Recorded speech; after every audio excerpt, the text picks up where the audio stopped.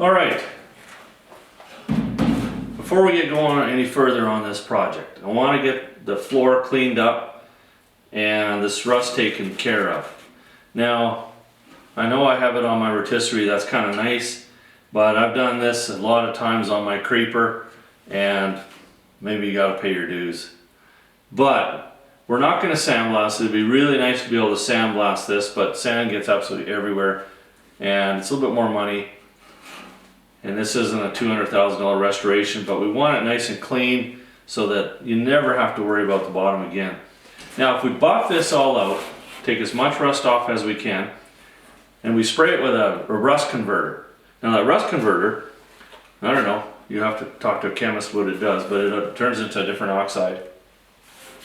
And it does a pretty good job.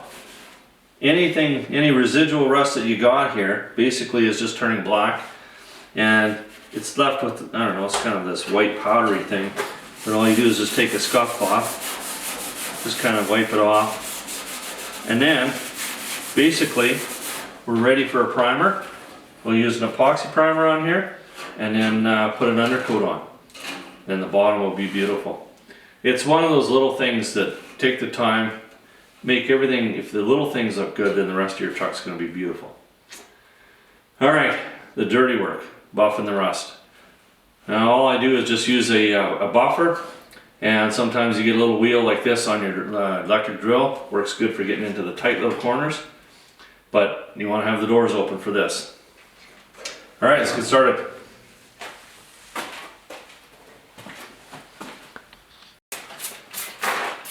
Okay, once we got everything all buffed up, all you do is just spray this stuff on. Let her sit for 24 hours or so. Smells pretty bad, but it's doing its job. Now, it really doesn't take that long to buff this down. I probably spent 20 minutes, and it only takes 2 brain cells to buff rust, so shouldn't be a problem. Make sure you get everything.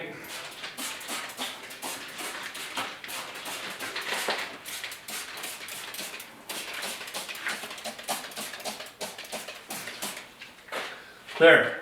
I was careful up here where I was buffing. I don't really want to touch the firewall. We want to kind of leave that all original. We'll buff it out and clean it up, but you don't get too close with the buffer because then you can do some pretty good damage. Oh yeah, that looks pretty good. We'll see what it looks like tomorrow. Okay, as you can see, things are looking pretty good.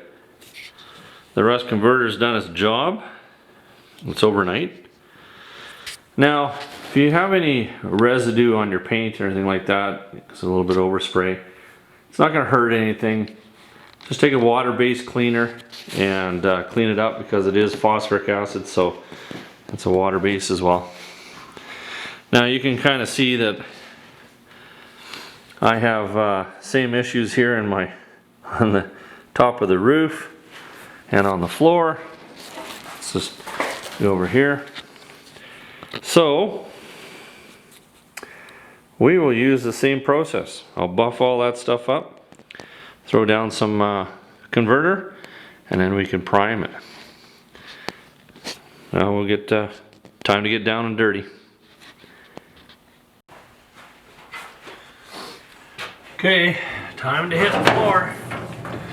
So what we're going to do is just buff all the rust, and then we'll take a palm sander with some 80 grit, kind of clean it up a little bit more, and then we'll put some of that converter on. Make sure all my welds are ground up, and I think because I'm going to paint the floor, I'm just going to put a little bit of filler where my welds are. Just take it to the next level. It's not that much more effort, and it'll look so much better, because I'm not going to undercoat this or anything like that. We want to keep it a little bit more original.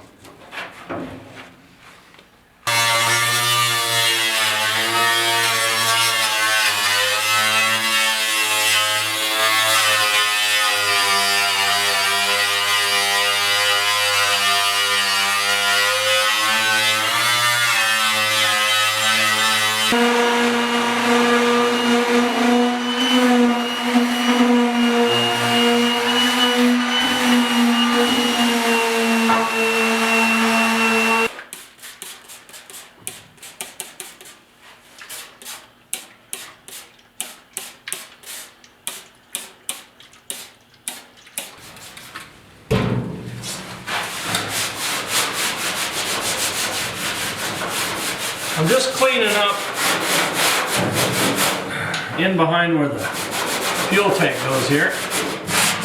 Now, the whole intention on this project is, you know, we don't want to go through everything because we want to kind of keep some of it original. So in behind here, it's not too bad a shape. I'm going to leave that.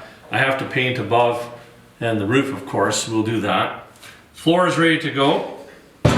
You can see that the converter's done its job. I've cleaned it up with the degreaser that I use. And I've prepped up on my welds here where I'm going to do a little bit of filler.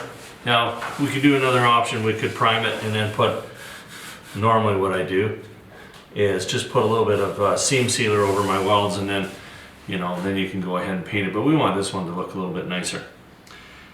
With that, I'll continue on with this, and I'll kind of show you what I do with the body filler. We're not going to save the world here at all. There'll be some mechanical sanding, that's for sure.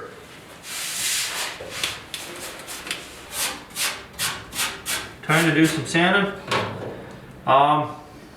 All I did was just thin coat of filler, and then light file just to get the high spots off.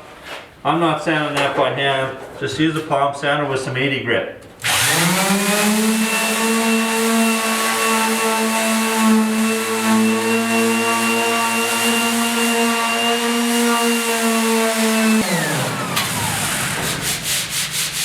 You can see I got it nice and feathered out. That feels pretty good. That's all we're looking for. We'll now give her a couple coats of a high build primer. I'm not gonna mix up anything special for this. They're pretty good, these primers that you get. Just about out on this one though. 2 coats, and make sure that when you put it on, it's wet. If you just put it on real dry, then you might not get the perfect adhesion that you need.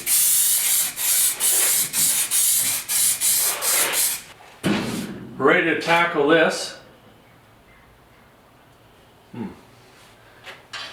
So what we're going to do is basically I want to put this into like a bit of a rubberized coating. But you really can't just spray that rubberized coating on. Now if you do that, then you have to paint the rubberized coating. But in this case, what I'm going to do is I'm actually going to put 2 coats of epoxy primer on this, and then let that dry, and then I'll come in and I caulk all my welds and seams here so that we don't get any moisture in there, and then I'll put the rubberized caulking on there. So we got her all prepped up here, ready for some epoxy primer.